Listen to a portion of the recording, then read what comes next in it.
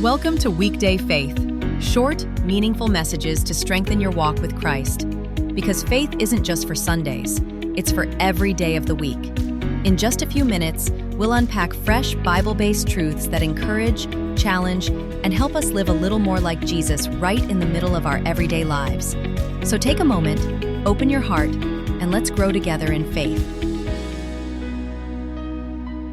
Welcome to Weekday Faith, a space for you to be encouraged and challenged, to be uplifted by the word of the Lord. And so we're going to be concluding today the series out of Mark chapter 6. And we're going to deviate a little bit over to John chapter 6 today and read the same account.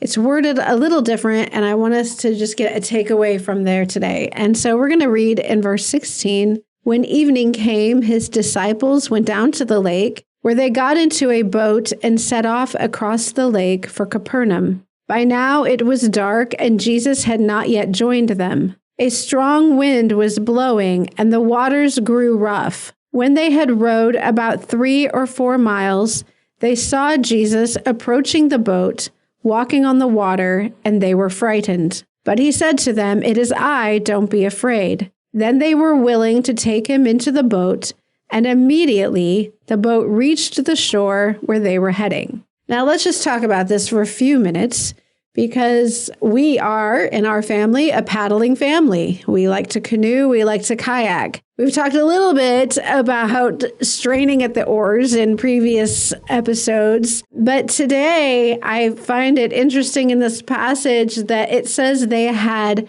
rowed for 3 or 4 miles before they saw Jesus approaching the boat. Now, there is a wildly different experience of paddling a boat on water that is crystal calm, not a ripple. It's like a knife just slicing through butter. It is so easy to paddle. It is a whole nother experience when you are paddling with winds against you. In verse 18, it said it was a strong wind blowing and the waters grew rough. That's a whole nother experience. You do feel like you're not getting anywhere. You're exhausted and tired. And they did this for 3 or 4 miles. This was not an easy paddle. And they had done this all night. If you remember from Mark chapter 6, we had said that Jesus noted later that evening, but it wasn't until right before dawn that he had gone out to rescue, to help them. And so we know that they've been doing this all night long. And I can't imagine just wanting to give up and be done. But Jesus, he comes and he does what? He gets into the boat. The interesting word here is the word immediately. Immediately following the advent of Jesus into the boat reaches the shore where they were heading. Now, I don't know how this actually happened. I don't know if Jesus got in the boat and moved the boat supernaturally, and there they were. I do know that if I had been paddling in rough waters and strong winds all night long, and suddenly it all died down and was easy paddling, it might feel like you were immediately to the other side. So I don't know how that happened necessarily. I just know that when Jesus got into the boat, immediately everything changed. And I want to remind us that the disciples were in a place of obedience. The disciples were doing what Jesus had told them to do, and they had spent a very long time struggling as a result. And so for those of you that are listening today, and you feel like you have been just all night paddling, you feel like every strong wind that could blow against you is blowing, when you feel like every wave is going to capsize you or is flooding your boat and it's getting lower and lower in the water, I know that feeling of desperation. And there's only one thing that you can do in that moment, and that's to keep paddling. In the environment of rough winds and rough waters, strong winds and rough waters, there's no place for you just to give up. It's in that place where paddle harder, keep going. And for some of you, you need to hear that. It feels like you've been paddling forever, but you need to keep paddling. You just need to keep paddling, because you continuing to paddle is you walking in obedience.